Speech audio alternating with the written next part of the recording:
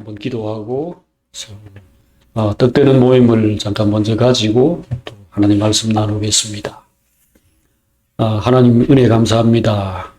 우리 눈에 보이는 바는 그렇게 영광스럽고 그렇게 부유하고 그렇게 강건한 어떤 것을 우리가 느낄 수 없지만 그러나 보이지 않는 곳에 하나님 살아계시고 우리 사랑하시고 그의 종들을 보내어서 그 천사들과 성령을 보내셔서 저희를 붙들고 계시고 사랑하시고 이끌고 영광의 세계로 지금 인도해 가시는 것을 저희들이 생각하고 주님께 감사를 드립니다. 보이지 않는 것을 보고 또 본 것, 눈으로 보는 것처럼 느끼면서 기뻐하는 데에는 주님의 특별한 은혜가 필요합니다. 오늘 하나님 말씀 나누는 가운데 그런 역사가 가능하게 해주시옵소서. 우리 마음이 주님을 보고 천국을 보고 미래의 영광을 생생하게 느낄 수 있도록 해주시고, 죄가 또 얼마나 무서운지 이 사망의 세력이 우리 곁에서 우리를 흔드는 것들이 눈에 생생히 보이게 하시고 그런 것들을 크게 주의하는 마음을 가지게 해 주시옵소서. 오늘 모든 순서 주님께 맡기옵고 예수님 이름으로 기도드립니다. 아멘. 네, 구약성경 479쪽에 480쪽인가요? 네. 사무엘하 12장 13절부터 23절까지 말씀을 한 절씩 번갈아 읽고 나누겠습니다.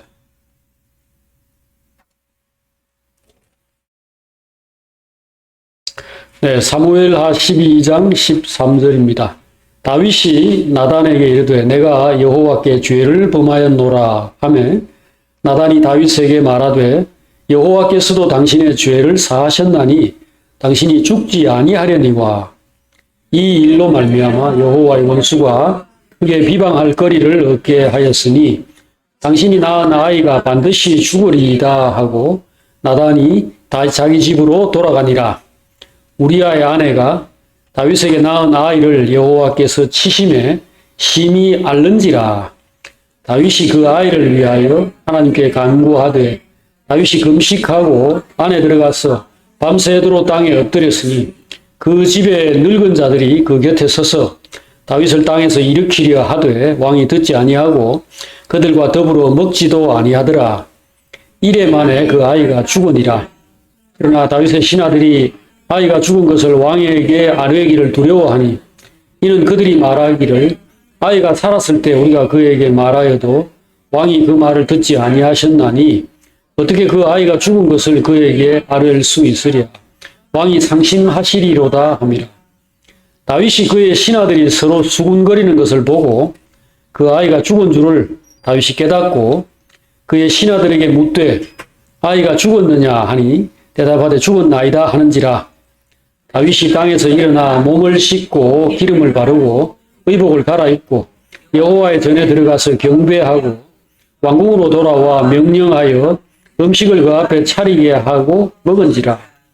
그의 신하들이 그에게 이르되 아이가 살았을 때에는 그를 위하여 금식하고 우시더니 죽은 후에는 일어나서 잡수시니 이 일이 어찌 됨이니까 하니 이르되 아이가 살았을 때에는 내가 금식하고 운 것은 혹시 여호와께서 나를 불쌍히 여기사 아이를 살려주실는지 누가 알까 생각함이거니와 다같이 지금은 죽었으니 내가 어찌 금식하랴. 내가 다시 돌아오게 할 수 있느냐. 나는 그에게로 가려니와 그는 내게로 돌아오지 아니하리라 하니라. 아멘. 오늘은 다윗의 믿음과 지혜라는 제목으로 하나님 말씀 나누겠습니다. 지금 오늘 읽은 이 말씀은 다윗이 죄를 지었을 때 하나님께서 이제 징계를 내리셨는데요. 그 징계의 첫 번째가 다윗과 밧세바 사이에 말하자면 이제 간음, 불륜으로 아이를 낳았는데 그 아이가 이제 병을 앓다가 죽는다는 것입니다. 여기 나단 선지자가 다윗에게 하나님이 당신의 죄를 용서하셨소. 그래서 당신은 죽지 않습니다. 라고 말을 했죠. 그러나 당신은 죽지 않지만 이 일로 말미암아 여호와의 원수가 크게 비방할 거리를 얻었으니 그냥 넘어갈 수는 없습니다. 그래서 어떻게 됩니까? 하니까 당신이 낳은 아이가 반드시 죽을 것입니다. 이렇게 말을 했죠. 자, 오늘 우리가 읽은 이 말씀은 이런 징계가 내려졌을 때에 말하자면 아이가 앓다가 이제 죽게 되었을 때에 다윗이 어떻게 반응했는가, 어떻게 행동했는가를 보여주고 있습니다. 자, 여기 보면은 이제 아이를 쳐서 심히 앓는 상태, 이제 이거 말하자면 열이 펄펄 나고 죽어가겠죠. 이때에 다윗이 하나님께 간구를 했다라고 말을 하고 있습니다. 그 아이를 위하여 하나님께 간구하되 다윗이 금식하고 안에 들어가서 밤새도록 땅에 엎드렸다 그랬습니다. 예, 식음을 전폐하고 밤새도록, 그러니까 잠도 안 자고 금식하고 철야하면서 땅바닥에 엎드려서 하나님께 울면서 이 아이를 살려달라고 이제 빌은 겁니다. 그런데 어떻게 됐습니까? 결국 일주일 만에, 일주일 동안 앓던 아이가 그만 죽고 말았습니다. 그런데 이제 여기서부터 놀라운 이제 반응이 나온 거죠. 그 신하들이, 이 아이가 아직도 앓고 있는 동안에, 살아있는 동안에 다윗 먼저 죽겠다, 이런 생각이 들어서 다윗이 워낙 울면서 상심하고 슬퍼하고 기도하고 막 이렇게 그 자진, 막 기진해가 쓰러진 그런 상태가 되니까 염려해가지고 막 억지로 붙들어 일으키려고 하고 막 밥 먹으라고 막 이렇게 했는데도 듣지도 않았단 말이죠. 근데 애가 죽어버렸어요. 그러니 이걸 차마 알리지도 못하는 겁니다. 왜? 지금 살아있을 때, 아직 희망이 있을 때도 이 양반이 지금 다 죽어가는데 애가 죽으면 어떻게 되겠는가? 그대로 바로 넘어가지 않겠는가라고 생각을 했죠. 그럴만하죠. 그런데 수근수근 거리는 소리를 듣고 애가 죽었구나. 이래 듣고는 벌떡 일어나가지고 성전에 들어가서 하나님께 경배했다. 경배는 뭐 결국은 감사죠. 하나님 어쨌든 잘하셨습니다. 하나님 하신 일에도 막 멱살 잡고 싸우고 하나님하고 어찌 이럴 수 있습니까? 이럴 것 같으면 일단 성전에 안 들어가죠. 그러니까 하나님하고 상대를 안 하죠. 일단 끝이다, 이제. 이래야 될 텐데, 제일 먼저 한 일이 일어나가지고, 옷 털고, 흙 털고, 성전에 들어가서 경배하고, 나와가지고 씻고, 옷 갈아입고, 그 다음에 한상 잘 차리라. 이래가지고, 건화하게 식사를 했다는 것입니다. 그러니까 이 신하들이 너무 일반적인 그 상식, 그 반응과 너무 참 거리가 먼 이 행동에 대해서 의아하게 생각할 수밖에 없잖아요. 그래서 물었죠. 아이가 살았을 때는 그를 위하여 금식하고 우시더니 죽은 후에는 일어나서 잡수시니 이 일이 어찌 됨이니까. 그럴 때 다윗이 아주 단순하고도 명료하게 대답했습니다. 아이가 살았을 때 내가 금식하고 운 것은 하나님이 나를 불쌍히 여겨서 혹시 아이를 살려줄까 싶어서 그렇게 한 것이고, 그 다음에 죽은 다음에는 끝났지 않느냐. 그러니 내가 뭐 때문에 금식하겠느냐. 그렇게 말을 했다는 겁니다. 내가 다시 돌아오게 할 수 있나? 내가 그에게로 가지. 그는 나에게로 다시 못 온다. 이렇게 진리를 설파하고, 이건 무슨 정말 이 감정과는 완전히 동떨어진 그런 반응을 보인 겁니다. 오늘 우리가 생각하고자 하는 게 바로 이겁니다. 보통 사람들은 감정이나 행동과 상반되는 행동을 할 수가 없습니다. 이 생각이라는 것이 일단 육신에 붙어 있어요. 그러니까 아이고 내 아기 아프면 안 돼. 무조건 잘 떼야지. 그 예방 접종 같은 거 이렇게 이제 그 옛날에는 막 여기다 불로 찢어가지고 이제 그 감염이 되지 않도록 하기 위해서 그 불주사라는 걸 놨어요. 그러니까 이거는 주사도 아픈데 불로 찢는 거예요. 이거 인도로 찢는 것처럼 그러니까 이런 데 보면 어깨 이런 데 뭐 다 표가 이렇게 막 찢어진 표가 있죠.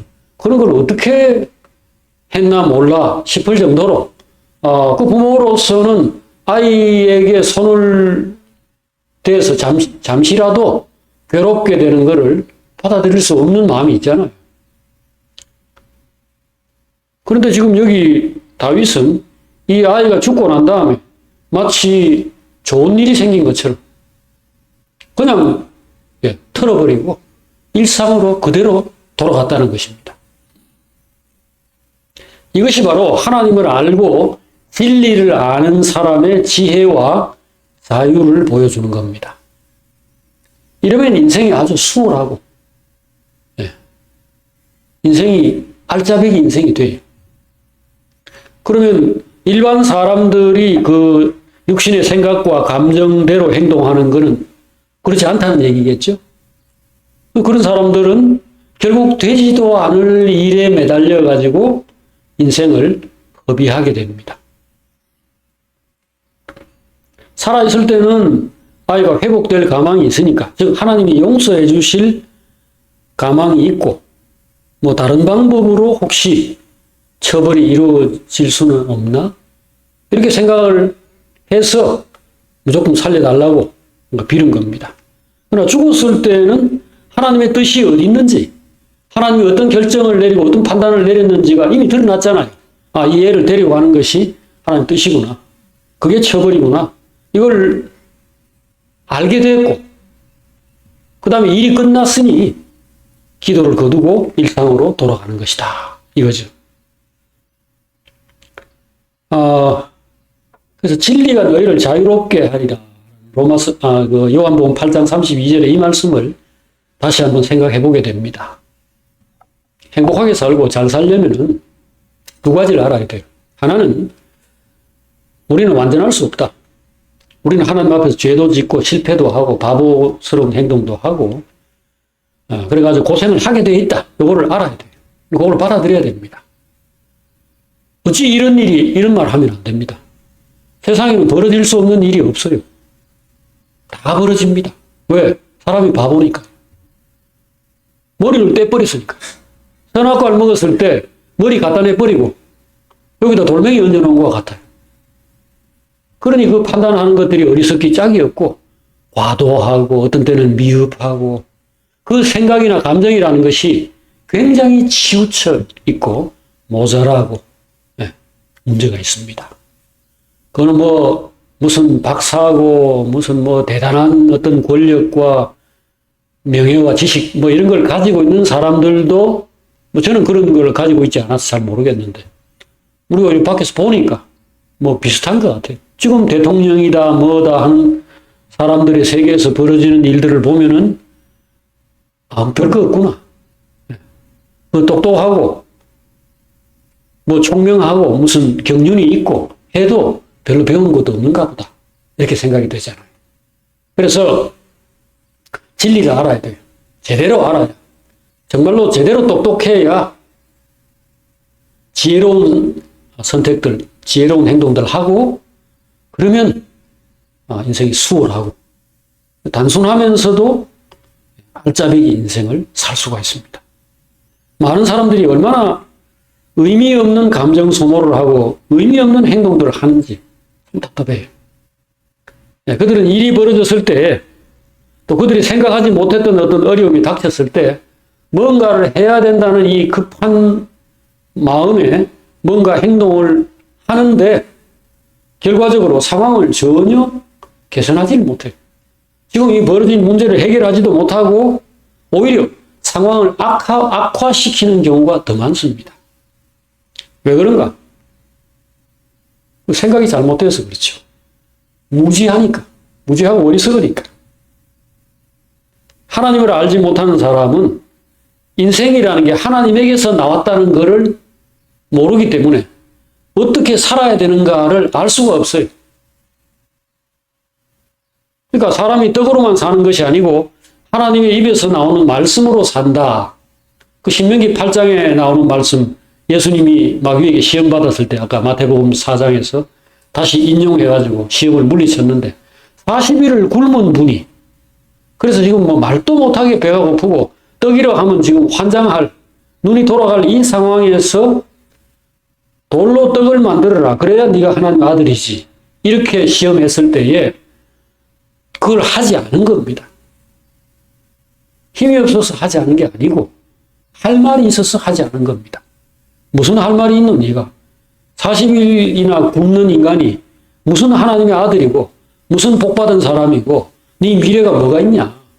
지금 직장 떨어지고 장사도 안 되고 뭣도 안 되고 뭣도 안 되는 네가 무슨 하나님의 아들이냐. 이 말을 지금 하는 거거든요. 그럴 때에 내가 죽는지 사는지는 끝에 가봐야 아는 거 아니냐. 너는 지금 나를 사망으로 위협하는데 그 마귀가 하는 일이라는 게 살인과 거짓말 그 두 가지거든요. 그게 무기인데 그걸로 위협하는데 그 말대로 되면은 네 말이 맞지. 내가 죽으면 네 말이 맞지.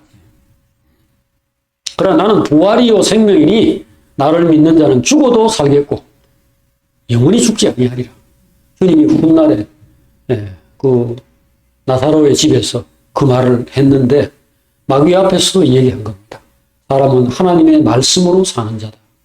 내 안에는 하나님 말씀이 있다. 그러니 나는 안 죽는다. 안 죽었죠. 40일 굶는데도 안 죽었고 짱짱하게 맡은 일들을 3년간 하다가 그렇게 죽었죠. 그 죽은 것도 아니죠. 십자가에서 뭐 죽었지만은 겨울에 뭐 나무가 이파리 떨구고 그리고 죽은 듯이 있다가 다음 봄에 또 꽃 피우고 이파리 내고 하듯이 예수님은 뭐 3일 만에 부활해가지고 하늘로 올라가셨는데 지금 다윗은 그거를 아는 겁니다.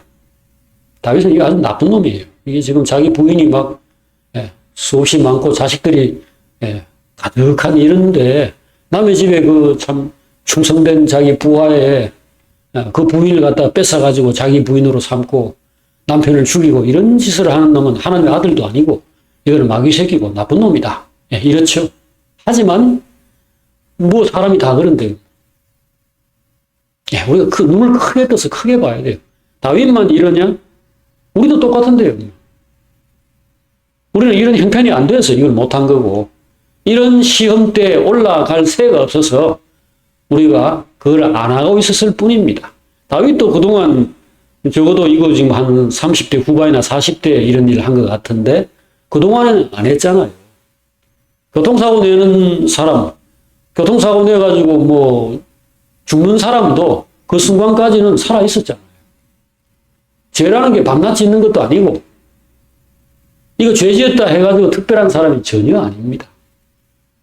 그 상황에 가면은 어느 날 부부간에 뭐 평생에 해로하다가 어느 날 뭐 화가 나가지고 뭐 칼로 찔러 죽이거나 밀었는데 뒤로 넘어져가지고 죽어버렸다. 그런 일이 생기죠. 그럼 그 사람에게는 살인자라는 레벨이 붙겠지만 실은 그냥 인간일 뿐입니다. 자, 그런데 이 죄를 지었든 안 지었든 한 인간 속에 하나님의 은혜가 임했을 때에 이 결정적인 순간에 뭔가 차이가 나오는 거. 결정적인 순간에 뭐가 다르구나. 이거를 여기서 오늘 보여주는 겁니다.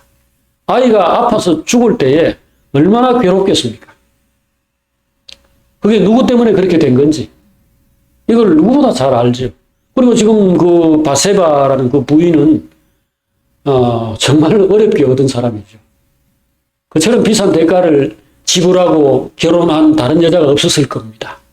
남의 부인을 남편 죽이고 빼앗아온 꼴이니까 이거야말로 귀한 부인인데 거기서 아이가 태어났는데 그 벌 받는 꼴부터 첫 판부터 거기서 태어나오는 아이가 죽는 거를 선사를 하는 꼴이니까 정말 아이에게도 못할 짓이고 부인에게는 물론이고 그 앞에 있었던 부인들과 자식들 여러 명이 있는데 그 사람들에게 이게 무슨 꼴입니까? 정말 이거 정말 내가 죽고 싶다. 딱 그 생각이었을 겁니다. 그런데 다윗은 여기서 그게 사람 아니냐. 뻔뻔하다는 걸 제가 이야기하고자 하는 게 아니고 하나님 앞에서 모든 것을 지금 생각하는 겁니다. 사람이 무엇이관데 주께서 저를 이렇게 생각하십니까? 시편 8편에 나오는 말씀이죠. 주님의 손으로 지으신 하늘의 달과 별들을 보니까 사람이 뭔데 이렇게까지 자기 자식으로 삼고 은혜를 베푸시고 그렇게 생기시는지 저는 도무지 이해가 안 됩니다. 사람이 도대체 뭡니까? 사람이 하나님의 아들이라는 거. 그래서 하나님보다 조금 못하게 하시고 영광과 존귀로 관을 씌우시고 만물을 다스리게 하신 이걸 생각할 때 정말 뭐라고 말해야 될지 모르겠습니다. 이게 다윗의 말이죠. 이런 진리의 지식, 이게 바로 다윗의 복이죠. 이거를 가지고 있는 겁니다. 그래서 이런 인간이 하나님 앞에서 실수하고 잘못하고 하는 이게 크냐? 아니란 말이죠. 그것보다 하나님의 사랑과 은혜, 하나님의 의지, 사람을 향한 하나님의 계획과 목적과 목표, 의지 이것이 훨씬 크다는 겁니다. 이게 내가 지금 접시를 하나 깼다. 지금 어떤 사람이 신부를 얻어왔다. 또는 자식을 하나 낳았다. 천신만고 끝에 얻어왔는데 마누라가 접시 하나 깼다고 호들갑을 떨겠냐 이거죠. 접시 100개, 1000개 깨도 그까짓 거는 아무것도 아니다. 당신이 100배, 1000배 중요하다. 또 아이를 못 낳다가 정말 어렵게 해가 귀한 아들 하나, 딸 하나를 얻었다. 걔가 접시 깨는 게 무슨 문제예요? 다윗의 눈에 이게 보이는 겁니다. 하나님, 제가 누굽니까? 여러분들 여기 시편 8편을 한번 아까 제가 인용해드린 시편 8편 808페이지네요. 시편 8편. 시편 8편이 또 808페이지입니다. 자, 이것을 한번 읽어보십시다. 자, 우리 다 같이 한 목소리로 시편 8편 1절부터 읽겠습니다. 여호와 우리 주여, 주의 이름이 온 땅에 어찌 그리 아름다운지요. 주의 영광이 하늘을 덮었나이다. 주의 대적으로 말미암아 어린아이들과 젖먹이들의 입으로 원능을 세우시며 이는 원수와 보복자들을 잠잠하게 하려 하심이니이다. 주의 손가락으로 만드신 주의 하늘과 주께서 베풀어 두신 달과 별들을 내가 보오니 사람이 무엇이기에 주께서 그를 생각하시며 인자가 무엇이기에 주께서 그를 돌보시나이까. 그를 하나님보다 조금 못하게 하시고 영화와 존귀로 관을 씌우셨나이다. 주의 손으로 만드신 것을 다스리게 하시고 만물을 그의 발 아래에 두셨으니 곧 모든 소와 양과 들짐승이며 공중의 새와 바다의 물고기와 바닷길에 다니는 것이니이다. 여호와 우리 주여, 주의 이름이 온 땅에 어찌 그리 아름다운지요. 자, 이 시를 보십시오. 지금 이거 다윗이 쓴 시인데요. 이 사람은 뭘 보고 있는가? 하나님을 보고 있습니다. 그리고 우주를 보고 있어요. 이 우주가 하나님이 만드신 것이다. 그 가운데 제일 작고 초라한 한심한 것이 인간이라고 말할 수 있습니다. 하지만 그거 역시 하나님이 만드신 것이고 하나님이 최고로 소중히 여기는 요 못나고 작고 서글프고 이 삐뚤어진 인간도 하나님의 목적과 계획 안에서 영광스러운 자가 되도록 설계하고 계획하고 추진하고 있는 대상이라는 겁니다. 그게 내가 나를 내 눈으로 보면 안 되죠. 사람의 눈으로 봐서는 안 되죠. 사람이 무엇이건데 주께서 이렇게까지 생각하십니까? 그런데 이렇게까지 생각하는 게 하나님인데. 그리고 그게 중요하죠. 그래서 실패했을 때 이 실패가 아무것도 아니다라고 생각하는 것도 멍청이고 이 하나님의 영광을 한 몸에 지니고 정말 하나님의 그 영광과 권세와 성품과 이것들을 드러내야 할 내가 이 사탄에게 속아가지고 사탄의 자식처럼 구른 이것은 씻을 수 없는 죄악이고 정말로 수치고 있을 수 없는 행동이다. 이걸 반드시 알아야죠. 알아야 하지만 그럴지라도 사람은 사람이다. 사람이 영광스러운 것은 하나님의 손에 붙들려 있고 하나님의 목적과 계획 안에서 하나님이 관리하시고 이끌어 가셔서 영광스러운 것이지 사람 그대로 있으면 아무것도 아니다. 이걸 또 알고 너무 위축되어서는 안 된다는 겁니다. 아이가 죽어갈 때, 이 일은 큰 일이죠. 육신 안에서는 이 소중한 내 아이, 이 참 배 아파서 낳은 이 귀한 내 아이가 아프다니, 죽다니, 이것밖에 없습니다. 그러나 하나님 안에서 우리를 볼 때는 이 생명을 주신 이도 여호와시고 또 거두어 가시는 것도 하나님이다. 이게 일단 보이고요. 그 다음에 이걸로 인생이 끝이 아니니까. 세상에 태어나서 이 영광도 못 보고 재미도 못 보고 이렇게 참 며칠 만에 죽어가야 하는 이 불쌍한 아이. 그러나 영생이 있고 또 부활이 있고 하나님의 나라가 있기 때문에 너무 낙심할 필요가 없다. 이것이 또 진리죠. 그래서 다윗은 모든 상황에서 하나님을 바라보는 겁니다. 지금 아이를 위해서 금식하고 철야하고 거지 꼬라지 해가지고 땅바닥에 엎드려가지고 일주일 동안 밥도 안 먹고 울고 하는 이것은 다름이 아니고 그렇게 해가지고 애가 뭐 좋아지겠습니까? 그 침을 놓든지 뭐 뜸을 뜨든지 무슨 주무르든지 이것도 아니고 내가 하나님 앞에서 엎드려 있다는 것은 그 아이를 바라보고 있는 것이 아니란 말입니다. 이건 전적으로 하나님을 바라보는 겁니다. 하나님의 은혜, 하나님의 사랑이라는 게 워낙 대단한 것이기 때문에 하나님 여기에도 당신의 정말 우리가 예측하지 못했던 놀라운 어떤 또 길이 있지는 않습니까? 요거 말고 다른 길은 혹시 없을까요? 그렇게 물어보고 하나님에게 출하해 볼 수 있는 겁니다. 다윗은 그것을 했죠. 근데 결말은 혹시나 했더니 역시나 아니네. 그럼 털고 일어나가지고 맛있는 거 먹고 집으로 가는 겁니다. 이럴 때 결과가 뭡니까? 우리 여기 사무엘 아까 그 말씀으로 돌아가서 우리가 이게 13절부터 23절까지 읽었는데요. 24절, 25절을 한번 봅시다.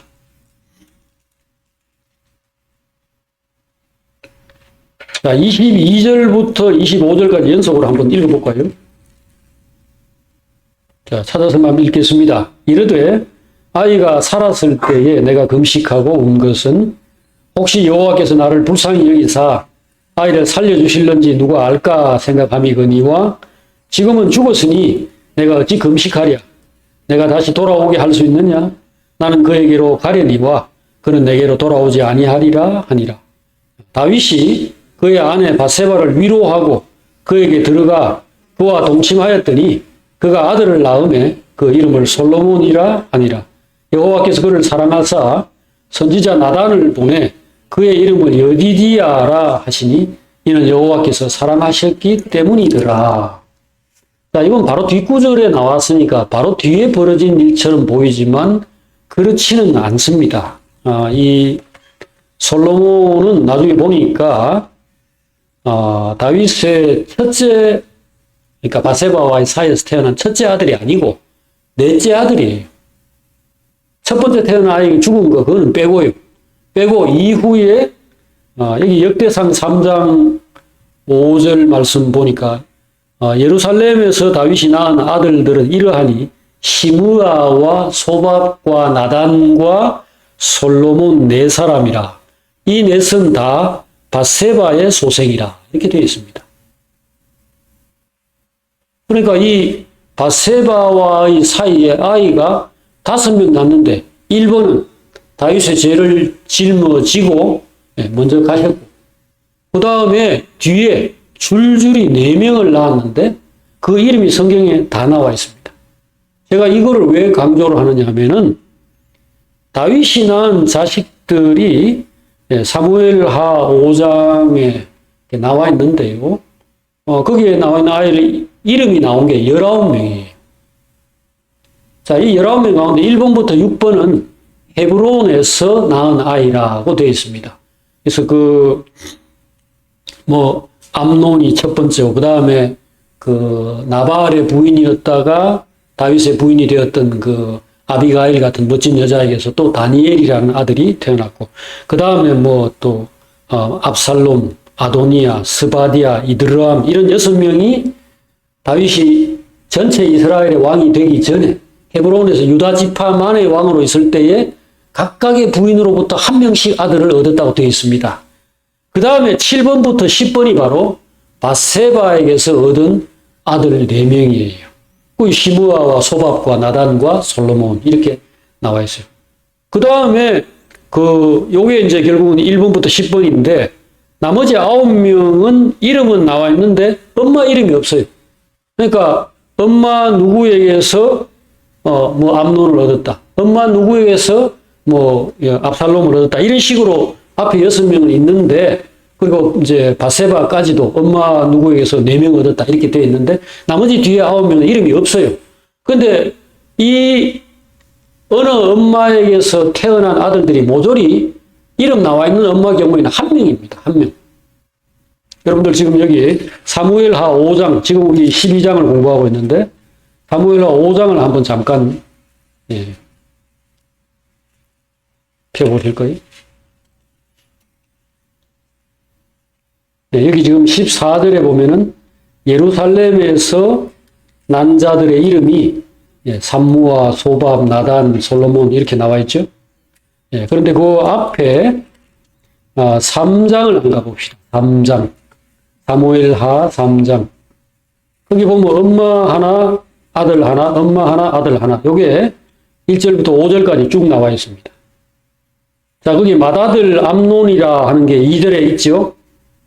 사무엘하 3장 2절에. 엄마가 누구예요? 아히노암. 그 다음에, 둘째는 길르압이다. 이렇게 되는데, 그 엄마가 누구죠? 아비가일. 또 셋째는 압살롬이다. 그게 누굽니까?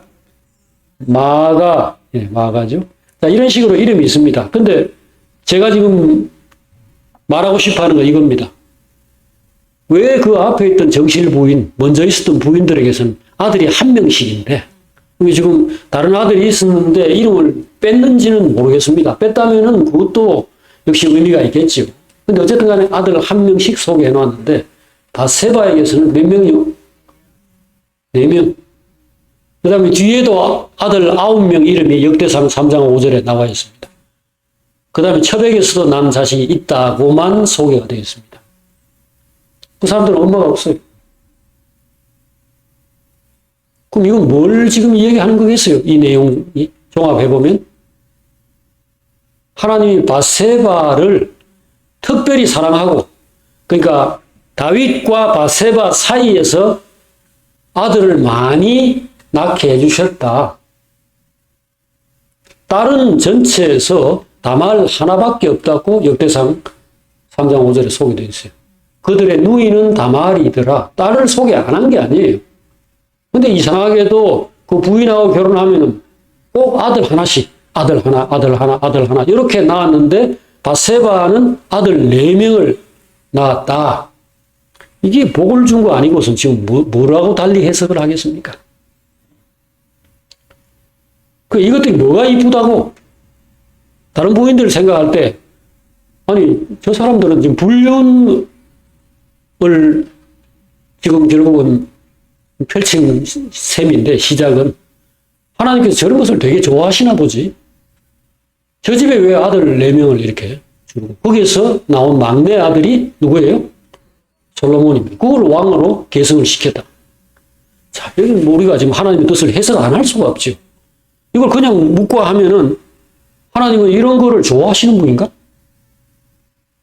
그럴 리가 있겠습니까?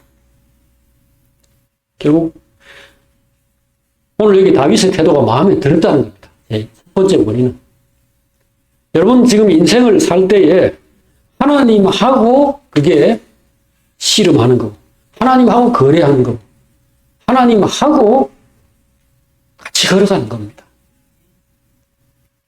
사람 별거 없어요. 사람 다 실패합니다. 실패하고 바보짓 밤낮하고 사는 겁니다. 다윗 특별히 욕할 것도 없어요. 뭐 이순신 장군도 뭐 다른 부인들 부인들 여기 뭐 수두룩하게 데리고 있었다는데, 예. 뭐 지금 여기 다윗도 뭐 부인이 도대체 몇 명이고 첩이 몇 명이고 솔로몬은 1000명 데리고 있었는데 그것도 위대한 왕이라고 지금. 사람 다 별 거 없습니다. 그럼 남는 건 뭐냐? 니 뭐 별 거냐? 이러면 할 말이 하나뿐입니다. 예, 머리에다가 이마에다가 이름 적힌 거 보면 알아요. 하나님 아버지와 어린 양의 이름. 은혜입니다. 은혜. 예, 내 이름은 은혜 올시다. 명찰 붙이고 있는 걸 딱 보니까 저는 은혜를 받고 은혜를 자랑하는 자입니다. 그것밖에 없어요. 우리가 고린도전서 2장에 그 1장에 나오는 그 말씀을 항상 우리가 사랑해서 자주 인용도 하고 또 암송도 하고 하는데, 예, 고린도전서 1장에 그 하나님이 그 교회 안에 두신 많은 사람들의 전반적인 특징을 이렇게 요약해 놓았죠. 예, 1장 26절을 보면 형제들아 너희를 부르심을 보라. 육체를 따라 지혜로운 자가 많지 아니하며 능한 자가 많지 아니하며 문벌 좋은 자가 많지 아니하도다. 하나님께서 세상에서 미련한 것들을 택하사 지혜 있는 것들을 부끄럽게 하시고 세상에 약한 것들을 택하사 강한 것들을 부끄럽게 하시고 세상에 천한 것들과 멸시받는 것들과 없는 것들을 택하사 있는 것들을 폐하려 하시나니 이는 아무 육체라도 하나님 앞에서 자랑하지 못하게 하려 하십니다. 너희는 하나님으로부터 나서 예수 그리스도 안에 있고 예수는 하나님으로부터 나서 우리에게 지혜와 의로움과 거룩함과 구속함이 되셨으니 기록된 바 자랑하는 자는 주 안에서 자랑하라 함과 같게 하려 합니다. 하나님의 의도가 이미 보이지 않습니까? 오늘 다윗은 실패자입니다. 앞에 큰 승리가 있었을지라도 오늘까지 잘 살았는데 내가 뭐 운전을 뭐 위험하게 하든지 옥상에서 뭐 이렇게 물구나무서기 하다가 떨어져가 죽어버렸다. 그럼 뭐 그게 실패죠. 다윗은 지금 앞에 모든 그가 그동안 하나님으로부터 받았고 또 누렸던 이 은혜들을 이 하나로 다 깎아먹었습니다. 예. 남의 부인을 빼앗고 그 남편을 가장 비열한 방법으로 살해하다니 도저히 용서할 수 없는 겁니다. 그런데 용서를 받았고 복까지 받았어요. 그 여기서 할 말이 뭐 있겠어요? 아까 말한 대로 하나님 사람이 무엇이고 한데 이렇게까지 생각해 주십니까? 어린아이와 젖먹이의 입에서 나오는 탄성을 온전케 하심으로써 하나님이 원수를 부끄럽게 하시는군요. 진짜입니다. 이 다윗을 이게 뭐라고 이 도둑놈, 이 바람둥이, 이 지금 살인마 이게 뭐라고 여기에서 다른 부인들에게서 아들 하나씩 딱딱딱 줬는데 그것도 왕위를 물려준 것도 아니고 이 부인에게서 이 간음한 그것이 출발인 이 과정에서 영원한 왕이 나오도록 예수님의 그 조상이 솔로몬이에요. 다윗과 솔로몬이 이렇게 이어져 온 겁니다. 하나님의 나라가 무엇인지 믿는 자의 삶이 뭘 표방하고 있고 그 특성이 무엇인지를 아주 분명하게 얘기하는 겁니다. 오늘 이 다윗의 태도를 우리가 본받아야 돼요. 다윗의 행동을 우리가 본받을 수는 없지만 그 행동은 본받을 필요도 없어요. 우리 이미 다 하고 있는데 우리 체질 안에 이게 다 있는데 뭐 그걸 뭐 특별히 본받고 안 받고 할 것도 없어요. 우리는 다 비열하고 우리는 다 욕심이 많고 금방 밥 먹은데도 할 수만 있으면 뭐 어디 사내 진미 보고 또 침 흘리다가 또 아마 먹으려고 할 거예요. 로마의 귀족들이 실제로 과거에 실컷 먹고 난 다음에 그 먹고 싶은 것들 더 먹기 위해서 그 피마자 기름 이렇게 한 숟가락 퍼먹고 다 뱉어내고는 토하고 또 다른 걸 먹었다고 하는데 우린 지금 그럴 형편도 안 되고 지금 하나님의 은혜를 받아가지고 지식들이 있고 지혜가 있어서 그 정도 바보짓은 안 하고 있는 겁니다. 그러니 실패하는 사람들 우리가 비난하거나 탓할 거 없고요. 다만 하나님의 은혜를 받은 우리의 삶에 대해서 감사하고 이 은혜를 갈망할 따름이죠. 오늘 여기 다윗은 부모가 아닙니까? 아이 아픈데 뭐 괜찮은 사람입니까? 나중에 제가 여기서 이 사람이 무슨 반응을 보였는지는 모르겠지만, 자기 아들 압살롬이 자기를 반역하다가 죽었을 때에 그가 보인 반응을 사무엘하 18장 32절에서 읽을 수 있었어요. 여기를 보니까 압살롬이 잘 있느냐라고 전쟁터에 있다가 이렇게 압살롬이 반란을 일으키가 막 전쟁이 벌어진 그 전쟁터에서 한 사람이 왔는데 구스 사람이 대답하되 내 주 왕의 원수와 왕을 대적하는 자들은 다 그 청년과 같이 되기를 원하나이다. 이 말을 듣고 왕의 마음이 심히 아파. 이게 왕이 압살롬이 죽었다는 뜻이거든요. 왕의 마음이 심히 아파 문 위층으로 올라가서 우니라. 그가 올라갈 때 말하기를 내 아들 압살롬아, 내 아들 압살롬아, 차라리 내가 너를 대신하여 죽었더라면 압살롬 내 아들아 하였더라. 이렇게 되어 있습니다. 이 마음이 아파요. 예, 다윗이 어떤 감성을 지닌 사람인지는 잘 모르겠습니다만은 많은 시들고 또 여기 지금 이런 말들을 통해서 상당 부분 우리에게 그의 이제 품성을 전해주는 것 같은데 아주 감성적인 사람이죠. 아주 여리고. 예. 그런데 그 아이가 죽었을 때 탁 털어버리고 옷 잘 차려입고 드라이 싹 하고 그 다음에 맛있는 거 먹고 일상으로 돌아갔다. 믿음으로 사는 겁니다. 이것이 큰 겁니다. 누가 감정이 없겠습니까? 하지만 이겨야죠. 이 어리석은 사람들은 되지도 않을 일에 계속 붙들고 씨름하고 생각하고 고민하고 뒤돌아보고 그렇게 이제 바보처럼 살다가 바보처럼 가죠. 우리는 아닙니다. 하나님의 자녀이고 진리를 좋든 싫든 하나님으로부터 진리를 배우고 날마다 우리의 심령을 새롭게 그렇게 다루심 받은 사람들 아닙니까? 그러니까 지혜로워야 되고 그래서 자유로워야 되고 그래서 담대해야 되고 진취적이고 건설적이어야 합니다. 앞으로 나가야 돼요. 뒤를 돌아보는 사람은 하나님 나라에 적합하지 않습니다. 기도하겠습니다.